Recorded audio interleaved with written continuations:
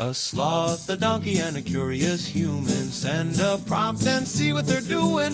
One hits record with a question on his mind. Two brothers pick it up, see what they find. Corn takes his time, Herman's got the facts. Back and forth, they never hold back. My weird prompts, come on in, that's where we begin. My weird prompts, glad you're here.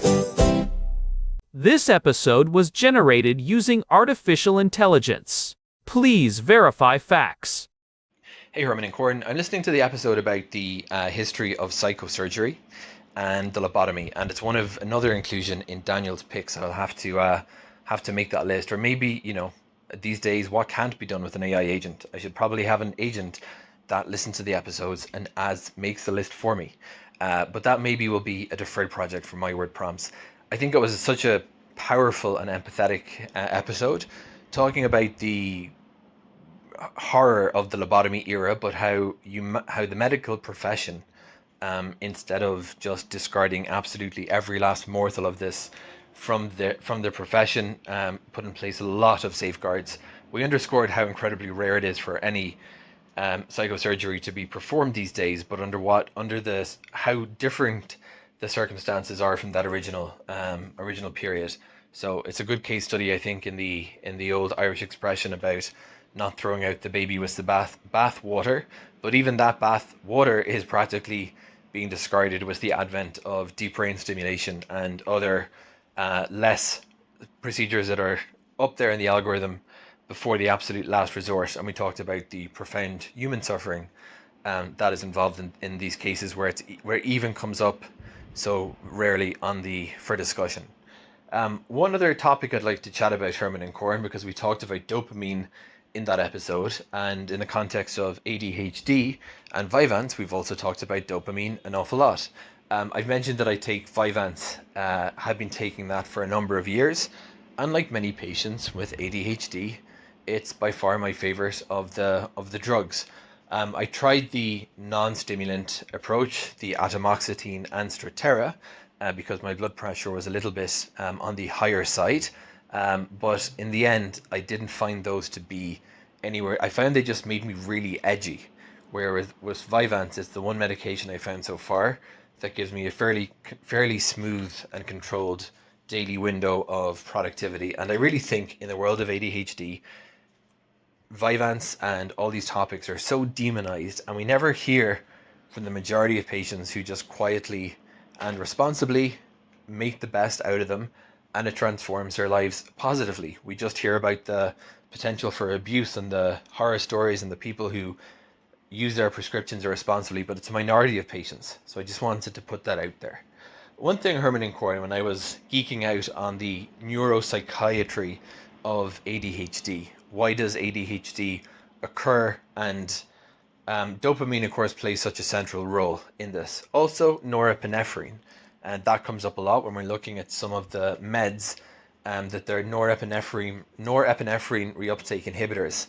And I guess the first question that I have is, in treatment for ADHD, why is dopamine the primary target? And what's the difference between, why would a pure norepinephrine reuptake inhibitor like atomoxetine or Strattera have therapeutic value if it's all about dopamine in the first place? Because we see that used, and we also see drugs like Wellbutrin, which is a norepinephrine and dopamine reuptake inhibitor, sometimes used in ADHD. My own experience, if I can put it in the most crude pharmacological terms, is that these direct dopamine release agents like Vyvanse do the trick for me, whereas just trying to hit up the norepinephrine tap doesn't really work.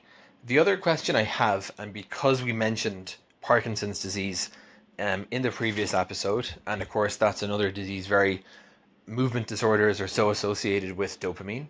My question has always been, why do we use these very different agents for ADHD? Can't we just give a direct dopamine drug like the ones we use for Parkinson's? Now, I know that there's a very profound explanation for why that's not the case, but just to play devil's advocate for a second here, I wonder why we have differences. Explain how in some dopamine diseases we see that there is movement disorders as an issue, And in other conditions where dopamine is implicated in the brain functioning, we see attention being disrupted. Herman and Corin, let's talk about that in today's episode of My Weird Prompts. Welcome back to my weird prompts.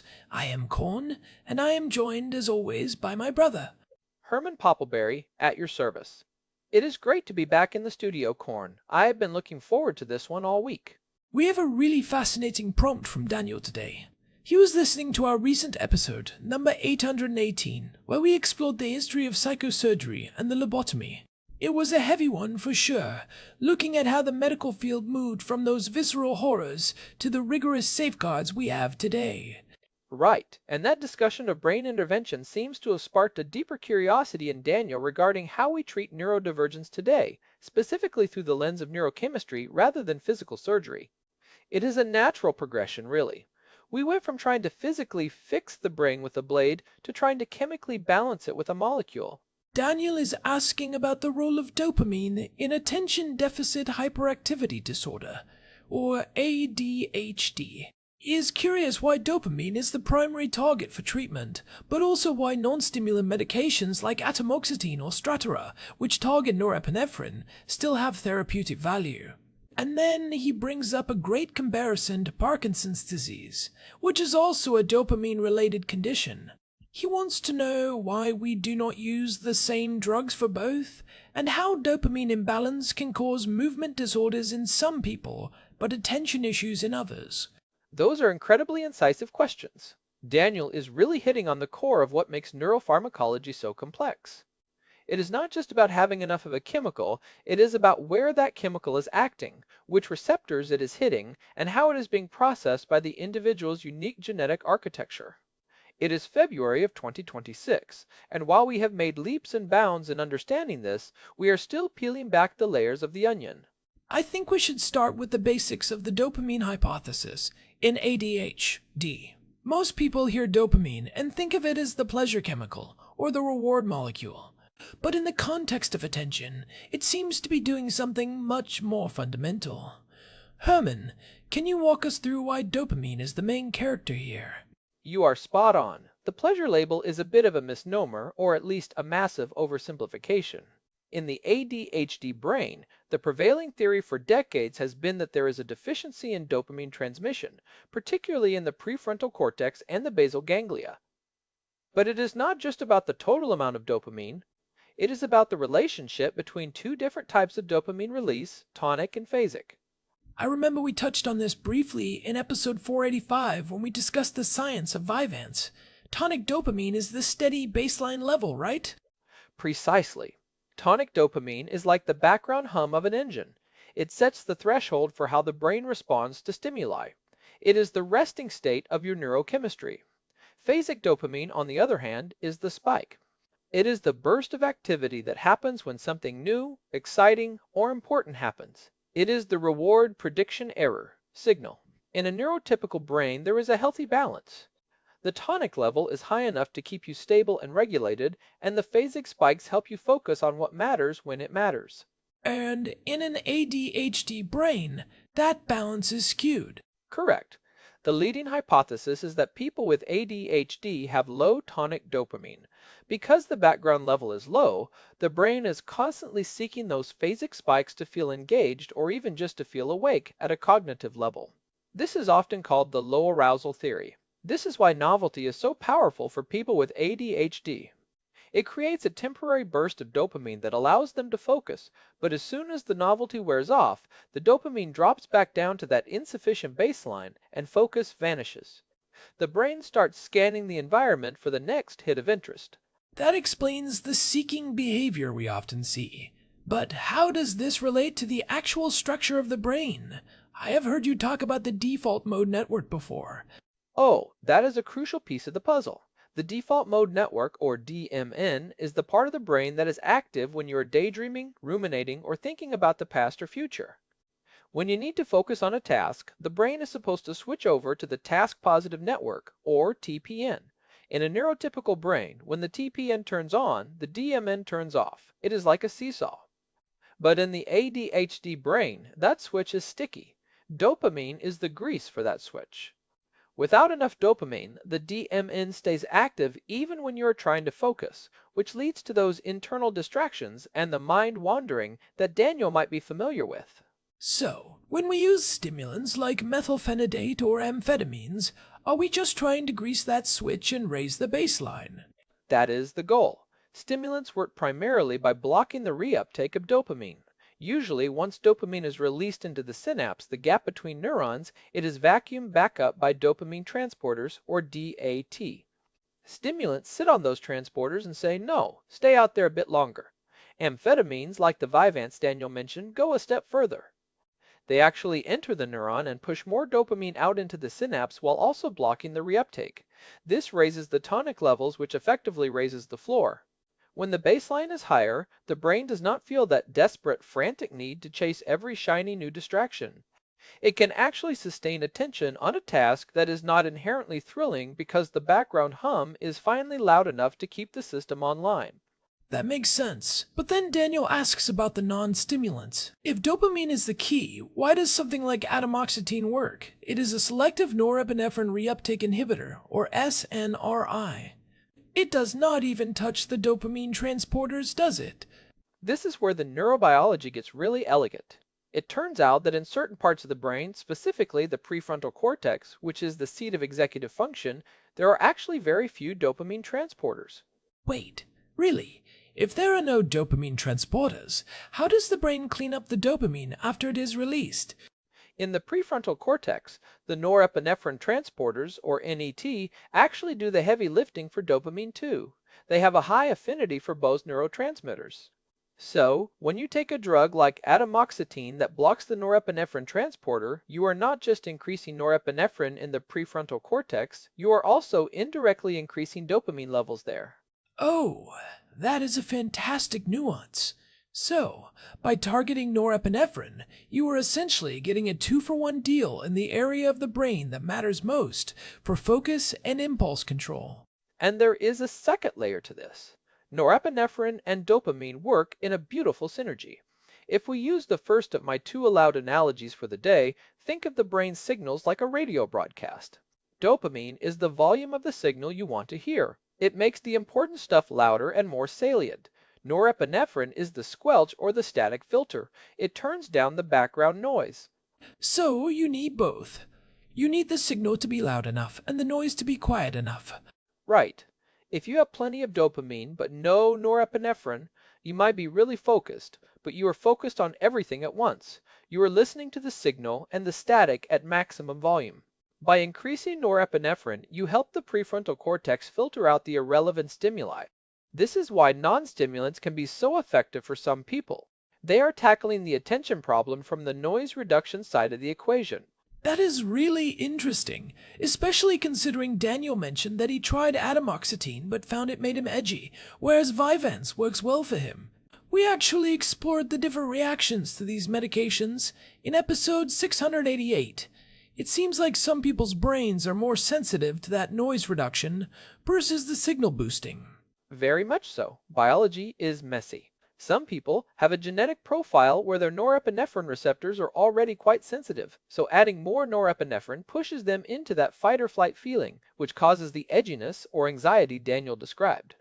Others might have a specific issue with the way they metabolize amphetamines, making the stimulant approach less effective. It is all about finding the right balance for that individual's specific radio. Let's pivot to the second part of Daniel's question, because this is a really common point of confusion. Parkinson's disease is famously a dopamine disorder. It involves the death of dopamine-producing neurons. So, why do we use L-DOPA for Parkinson's but amphetamines for ADHD? And why does one cause tremors while the other causes a lack of focus? This comes down to what I call the postal codes of the brain. Dopamine is not just one big soup. It operates in 4 primary pathways, and the symptoms you get depend entirely on which pathway is affected. Okay, let's break those down. Which one is responsible for the movement issues in Parkinson's? That would be the nigrostriatal pathway. This pathway connects the substantia nigra to the striatum. Its primary job is movement control and coordination. In Parkinson's, the neurons in the substantia nigra die off. When dopamine levels drop in this specific postal code, you get the classic motor symptoms, the tremors, the rigidity, and the difficulty initiating movement. It is a quantitative loss of the cells that make the chemical. And ADHD?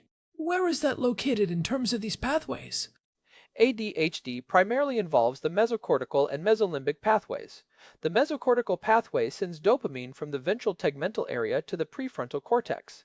This is our executive function center where we plan, focus, and resist impulses.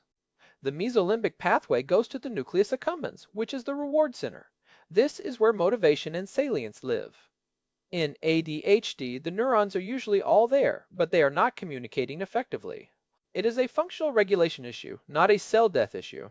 So, Parkinson's is a failure in the basement, the motor control center, while ADHD is a failure in the front office, the executive center.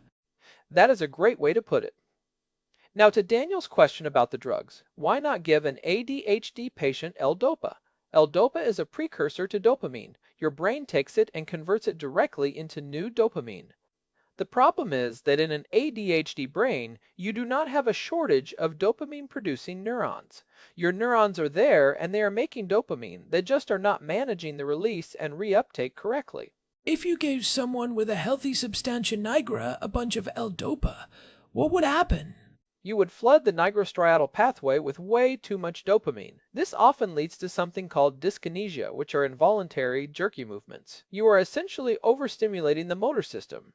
It would not necessarily help the prefrontal cortex because the issue there is not a lack of raw material, it is the regulation of the signal. It would be like trying to fix a leaky faucet by increasing the water pressure to the whole house. You're just going to cause a pipe to burst somewhere else. And conversely, if you gave a Parkinson's patient a stimulant like Vyvanse, it might help their mood or focus, but it would not fix the motor issues because there are not enough neurons left to release the dopamine that the drug is trying to keep in the synapse. You cannot block the reuptake of something that is not being released in the first place. You are trying to use a sponge to hold water in a bucket that has a giant hole in the bottom. In Parkinson's, you need to add more water, which is what L-Dopa does. In ADHD, the bucket is fine, but the water is being pumped out too fast, so you need to slow down the pump. That really clarifies the structural difference. It is about the localized pathology versus a systemic regulation issue. I want to go back to the idea of dopamine imbalance causing different things. Daniel asked why it causes movement disorders in some and attention in others. We have talked about the location, but is there also a difference in the types of receptors involved? This is the second of my two permitted analogies. Think of dopamine receptors like different types of locks, and dopamine is the key. In the motor pathways, we see a lot of D2 receptors. These are very sensitive and are involved in the fine-tuning of movement. In the prefrontal cortex, we see a much higher concentration of D1 receptors. These are less sensitive and require a higher concentration of dopamine to activate. So, the prefrontal cortex is actually a bit harder to stimulate than the motor centers. Yes, and this is why the dosing of ADHD medication is so critical. There is a concept called the inverted U-shaped curve or the Yerkes-Dodson law. If you have too little dopamine in the prefrontal cortex, you are distracted and unmotivated. As you increase the dopamine, you reach the peak of the curve where you have optimal focus. But if you keep going and add too much, you fall off the other side. You become hyper-focused on the wrong things, or you become rigid, anxious, and stereotyped in your behavior. We talked about that delicate balance in episode 495, the one about the medication maze. It is such a narrow window for some people. It really is. And this is why stimulants can sometimes cause tics or repetitive movements in people who do not even have a motor disorder. If the dose is high enough that it starts to spill over and over, activate those D2 receptors in the motor pathways, you get those physical side effects. The goal of treatment is to hit the D1 receptors in the front office without flooding the D2 receptors in the basement. It is interesting that Daniel mentioned Vyvanse as his favorite. Vyvanse is lisdexamfetamine, which is a prodrug. For our listeners who might not remember episode 485, that means it is inactive when you swallow it. It only becomes active when enzymes in your red blood cells clip off an amino acid called lysine. Right. And that slow enzymatic conversion is key. It provides a very steady increase in dopamine levels, which keeps the brain in that optimal zone at the top of the inverted U curve for a much longer period. It avoids the sharp spikes and crashes that you might get with immediate release medications. Those sharp spikes are what often trigger the unwanted side effects in other pathways, because the concentration gets high enough to start binding to those D2 receptors in the nigrostriatal pathway. So, by controlling the rate of delivery, we are essentially trying to be as precise as possible with which receptors we are hitting, and when. Precisely. Now, I want to touch on something else Daniel mentioned, which was the demonization of these drugs. He noted that we often hear about the potential for abuse, but rarely about the millions of people who use them responsibly to transform their lives. That is such an important point. In episode 817, we talked about the power of neurodiversity, and how society often views these conditions through a purely deficit-based lens. The medication is not about fixing a broken person, it is about providing the chemical support that allows a differently wired brain to navigate a world that was not built for it. In 2026, we are finally starting to see a shift in this conversation, but the stigma remains. And the data on this is actually quite striking. There is a common fear that giving stimulants to children or adults with ADHD will lead to substance abuse issues later in life, but the longitudinal studies actually show the opposite. When ADHD is properly treated with medication, the risk of developing a substance use disorder actually drops significantly. Why is that? Is it because they are no longer self-medicating? That is the leading theory. If your brain is naturally low in dopamine and you are constantly struggling to feel regulated or awake, you are much more likely to reach for high-intensity, unregulated dopamine hits like nicotine, alcohol, or illicit drugs. By providing a steady, therapeutic level of dopamine through prescription medication, you stabilize that reward system. The brain stops screaming for a fix because it is finally at a functional baseline. You are filling the tank so the driver does not have to go looking for sketchy fuel. It is a tragedy that the stigma prevents so many people from accessing that stability.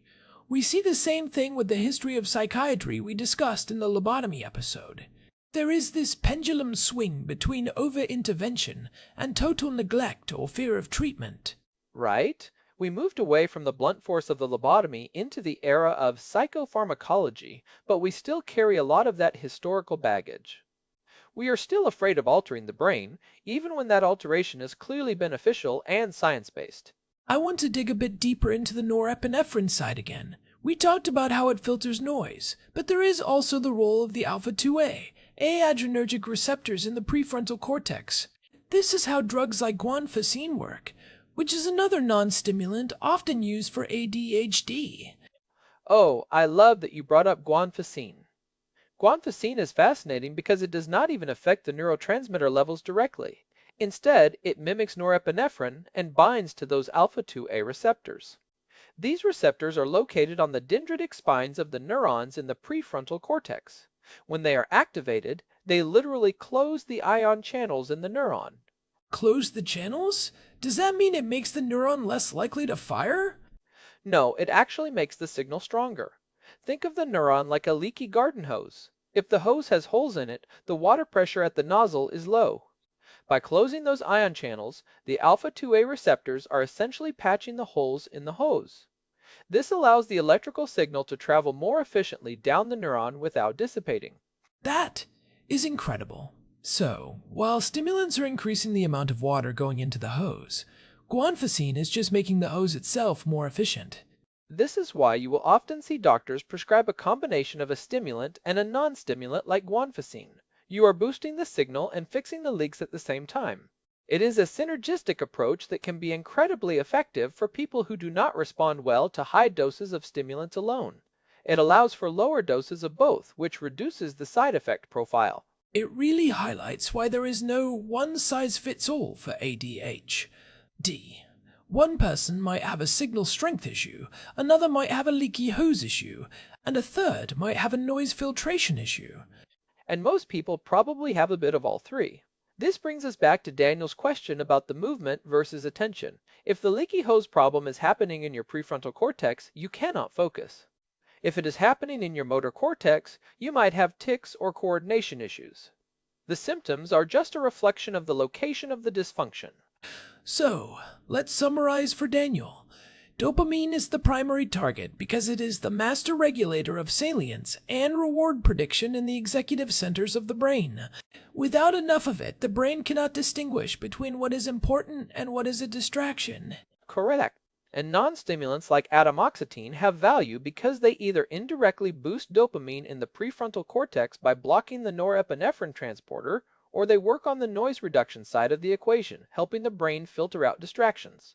And the reason we do not use Parkinson's drugs for ADHD is that Parkinson's is a structural loss of dopamine-producing cells in the motor pathways, whereas ADHD is a functional regulation issue in the executive and reward pathways. Giving an ADHD patient L-Dopa would be like trying to fix a software bug by throwing more hardware at it. It might cause some unintended physical glitches without actually fixing the code. That is a perfect summary. It is all about the postal codes and the specific mechanisms of action. It makes me wonder where the future of this is going. We talked about deep brain stimulation in the lobotomy episode as a modern, precise alternative to the old ways. Do you think we will ever see that used for ADHD? It is already being researched. There are studies looking at deep brain stimulation for treatment-resistant ADHD, specifically targeting the nucleus accumbens to help with that reward regulation. But for now, the pharmacological approach is so much less invasive and, for the majority of people, highly effective when managed correctly. It is also worth noting that as we get better at genetic testing, we might be able to skip the trial and error phase that Daniel went through. We can look at someone's COMT gene, for example, which codes for the enzyme that breaks down dopamine in the prefrontal cortex. Yes, this is the warriors versus warriors gene. If you have the variant that breaks down dopamine very slowly, you already have naturally higher levels, so you might need a much lower dose of a stimulant, or you might respond better to a non-stimulant. If you break it down quickly, you might need a much more aggressive approach. Pharmacogenomics is going to be a game changer for neurodiversity. We are moving away from try this and see to your genes say this will work. It feels like we are finally moving toward a truly personalized medicine for the brain. Instead of just saying you have ADHD, we can say your prefrontal cortex has a specific dopamine clearance rate, and your norepinephrine receptors are particularly sensitive, so here is the exact molecule and dose you need. That is the dream. And it would go a long way in reducing that stigma Daniel mentioned. When you can point to a specific genetic and chemical profile, it becomes a lot harder for people to dismiss ADHD as a lack of willpower or a character flaw. It is just biology. It is no different than needing glasses to see or insulin to manage blood sugar. I think that is a really empowering place to leave it. Daniel, thank you so much for this prompt. It allowed us to bridge the gap between that dark history of psychosurgery and the cutting edge of neurobiology today. It is a reminder of how far we have come, but also how much complexity is still left to explore. It is a fascinating time to be looking at the brain. There is always more to learn, and the more we learn, the more we can treat people with the empathy and precision they deserve. Before we wrap up, I want to remind everyone that if you are interested in these topics, we have a huge archive of episodes. If you want more on the specifics of how these drugs work, definitely check out episode 485 on the science of Vyvanse, and episode 688 on how diet and neurochemistry interact. And if you are enjoying the show, we would really appreciate it if you could leave us a review on your favorite podcast app. It genuinely helps other curious minds find us. We are seeing a lot of new listeners lately, and we love the community that is building around these weird prompts. You can find all our episodes and more information at myweirdprompts.com. We are also on Spotify, Apple Podcasts, and pretty much everywhere else you listen. If you have a prompt of your own, you can reach us at show@myweirdprompts.com or through the contact form on our website. We love hearing from you. It is your prompts that keep this show moving in such interesting directions. Daniel, I hope that cleared up the dopamine mystery for you. This has been My Weird Prompts. I am Corn. And I am Herman Poppleberry. Thanks for listening, everyone. We will see you in the next one. Take care of your dopamine, folks. Goodbye. This episode was generated using Gemini Flash 3. Text-to-speech engine was Chatterbox. Thanks for listening to our show, My Weird Prompts. prompts where our thoughts go from slow takes to facts on cue. We change and follow through. My weird prompts, that's the flows from sloth, from man, from law.